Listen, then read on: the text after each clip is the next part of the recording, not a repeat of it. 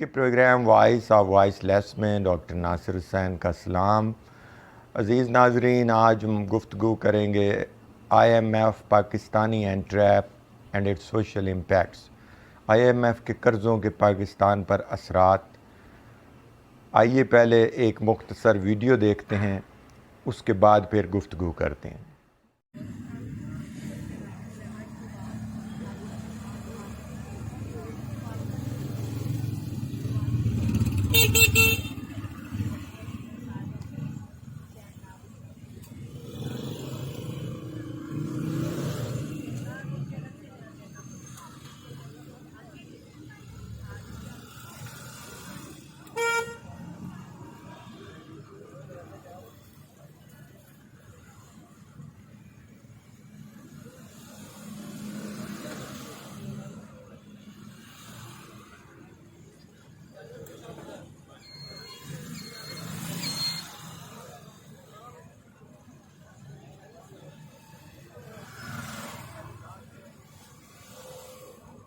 Video ملاحظہ فرمائی،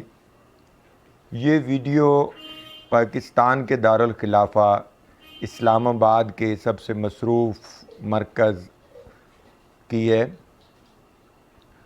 اس مرکز کے درمیان یہ جو گول چوک ہے، اس کے اندر یہ خاتون ایک جھاڑی کے نیچے، ایک نہیں بلکہ دو خواتین ایک درخت کے نیچے بیٹھی ہوئی ہیں، اور انہوں نے اپنے بچوں کو جو مائنرز ہیں، چھوٹے ہیں، کوئی 4 سال کا ہے، کوئی 5 سال کا ہے، کوئی 7 سال کا ہے، ایک ان میں سے بڑا تھا جو اندر گروسری شاپ سے باقاعدہ کچھ چیزیں لے کر کھا کے باہر آ گیا اور پھر اس نے بھیک مانگنے کا آغاز کر دیا۔ یہ ایک اسلام آباد کے اندر وبا پھیل چکی ہے کہ فقیر ایک پوری مافیا کی صورت اختیار کر چکے ہیں۔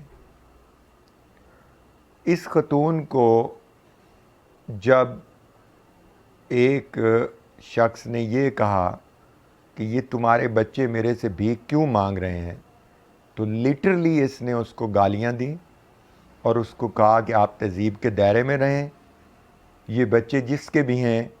آپ کو یہ حق نہیں پہنچتا کہ آپ انہیں منع کریں۔ پھر اس نے یہ موقف اختیار کیا کہ یہ بچے میرے نہیں ہیں۔ ابھی 2 سیکنڈ نہیں گزرے تھے کہ دوسری خاتون بچوں کو لے کر آ گئی، پھر وہ دونوں بیٹھ گئیں، ان بچوں نے جو کچھ اکٹھا کیا ہوا تھا ان کو دیا اور پھر وہ ڈسپیئر ہو گئے۔ یہ ہے وہ Pakistani and trap of IMF کا سماجی اثر۔ IMF کے قرضوں کی جو شرائط ہیں وہ اتنی سخت ہیں کہ غربت، پاورٹی لائن جو ہے، غربت کی لکیر، وہ جو کبھی 40% ہوتی تھی اب وہ اس سے بھی اوپر جا چکی اور وہ تقریباً 60% کے قریب آ گئی ہوگی۔ یہ فقیر اتنے دیدہ دلیر ہو چکے ہیں کہ انہوں نے باقاعدہ مافیاز کی صورت اختیار کر لی ہے۔ ان کے اڈے ہیں، یہ جگہ جگہ ہر چوک پر بھیک مانگتے ہیں۔ ان کے چھوٹے بچوں سے لے کر 3-4 سال کے بچوں سے لے کر بڑے لڑکیوں لڑکوں تک سب بھیک مانگتے ہیں۔ یہ عورتیں دادا گیری کرتی ہیں، ایک طرف بیٹھی ہوتی ہیں، اور اگر کوئی ان بچوں کو منع کرتا ہے تو اس سے باقاعدہ لڑنے کا آغاز کر دیتی ہیں۔ وہ واقعہ جو میں نے اس مرکز میں دیکھا، اس سے تھوڑی دیر بعد میں اور میری مسز جب ایک بیکری پر آئے اور گاڑی ابھی ہم نے روکی تھی کہ 2 چھوٹے بچے، ایک 8-9 سال کا ہوگا، ایک اس سے چھوٹا 4 سال کا تھا، جب اس نے میری خاتون خانہ کی طرف سے آ کر بھیک مانگی تو اس نے انتہائی پولائٹلی کہا کہ بیٹا بھیک نہیں مانگتے، تو جاتے ہوئے اس بچے نے ایک بھرپور قسم کی گالی دی جو میں مناسب نہیں سمجھتا کہ میں یہاں دوں۔ جب میں نیچے اترا تو میں نے اس بچے کو پکڑ لیا جو ایک اور گاڑی کے پاس کھڑا تھا، اور جب میں نے اسے ڈانٹا تو اس نے کہا کہ میں معذرت خواہ ہوں۔ یہ سب کچھ انتہائی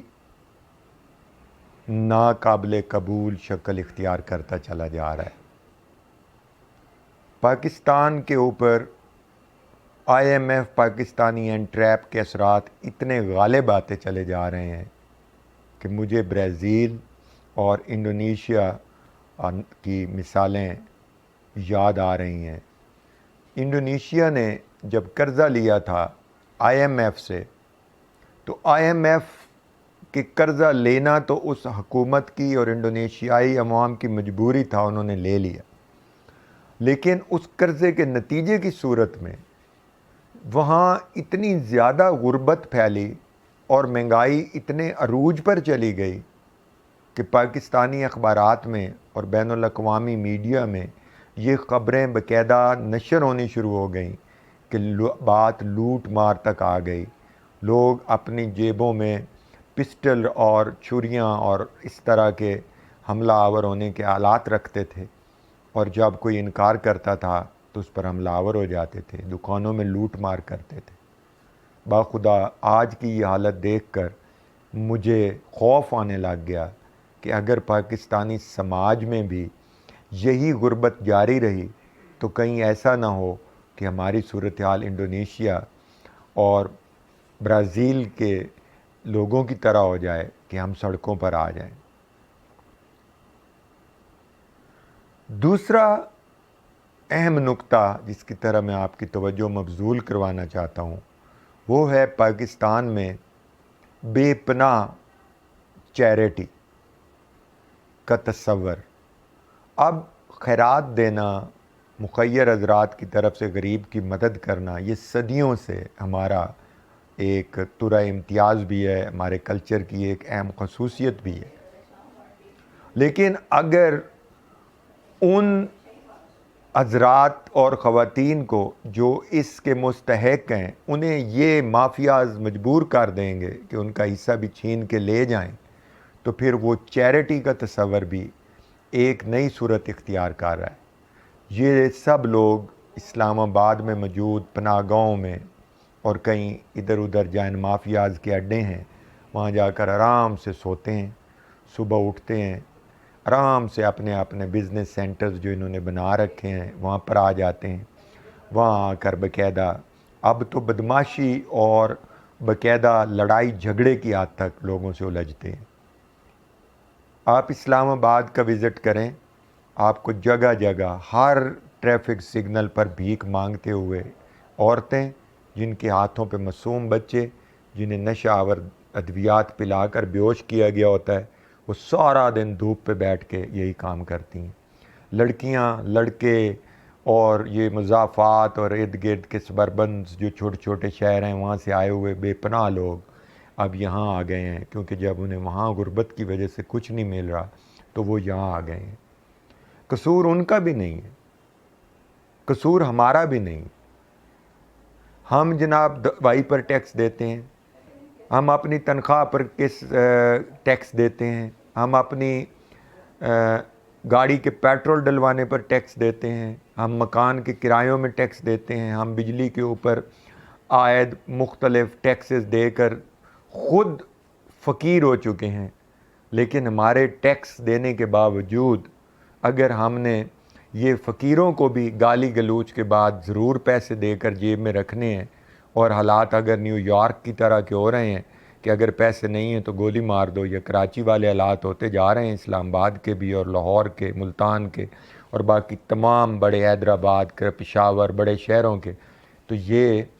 ایک المیہ ہے اور اس کے بارے میں سوچنے کی بے پناہ ضرورت ہے کہ اگر اسی طرح I M F Pakistani and trap جاری رہا تو اگلے 2 سالوں تک ہمارا کیا حال ہوگا۔ میری حکومت وقت سے یہ اپیل ہے کہ جناب آپ ہمارے سے پینے کے پانی سے لے کر گھر میں آنے والے پانی تک ٹیکس وصول کرتے ہیں، تو پھر کم از کم پولیس ان ایکشن تو نظر آئے۔ ان پناہ گزین، یہ جو پناہ گاہوں میں سوئے ہوئے مفت خورے ہیں، ان کو کام پہ لگائیں اور ان پناہ گاہوں کو لیبر ہاؤس کا نام دیں کہ اگر یہ کام کریں گے، ان کے لیبر کارڈ بنائیں کہ اگر یہ کام کریں گے اور شام کو یہ واپس آئیں گے भीख नहीं मांगेंगे, लोगों को गाली गलौज नहीं करेंगे, जगह जगह बैठ कर अड्डे नहीं बनाएंगे, अपने बूढ़ों को जवानों को भीख नहीं मंगवाएंगे जो कि उनके लिए बहुत आसान काम है। उसकी जगह इनको लेबर हाउस का दर्जा दिया जाए, इनका नाम तब्दील किया जाए, इनका नाम हुनरगाह रख दिया जाए, इनका नाम हुनर कदा रख दिया जाए, इनका नाम हुनरमंदों की रिहाइश रख दिया जाए। और जब वो शाम को आएँ तो उनसे बाकायदा पैसे लिए जाएँ, खुराक के भी और रिहाइश के भी, सब्सिडी की बुनियाद पर, ताकि इस कौम को काम करने की आदत पड़े। खुदारा हम तनख्वाह पेशा लोगों पर रहम करें, उस कमाने वाले पर रहम करें जो पाकिस्तान की मईशत को सहारा दिए हुए है। ऐसा ना हो कि ये मुफ्त खोरे उनको भी कमर तोड़ कर रख दें। एक तरह महंगाई ने हमारी कमर तोड़ दी है, ऊपर से हम इखलाकी बेरा रवि के हाथों, इनके हाथों अपनी इज़्ज़त नफ्स मजरू करवाते हैं। और अगर हम पैसे नहीं दे पाते तो उनकी घूरियाँ बर्दाश्त करते हैं, उनकी गालियाँ बर्दाश्त करते हैं, गाड़ी से बाहर जाते हुए उनकी जो लानते हैं वो बर्दाश्त करते हैं। इसमें हमारा क्या कसूर है? इसमें पाकिस्तान के आम शहरी का क्या कसूर है? कसूर है तो उनका है जो लोन लेते हैं IMF से और फिर उसका फ़ायदा भी हम पाकिस्तानी कौम तक नहीं पहुंचना, तो फिर उस लोन का हमें क्या फ़ायदा है? जो कर्ज़ ले के गए हैं उनसे वसूल करें, जो नहीं ले के गए उनका तो कोई कसूर नहीं है। हम तो कमा के दे रहे हैं, हम तो हर वक्त अपने मुल्क की, हमने इस मट्टी की मोहब्बत में हम आशुफ्ता सरों ने, इस मट्टी की मोहब्बत में हम आशुफ्ता सरों ने वो कर्ज़ उतारे हैं जो वाजिब भी न थे।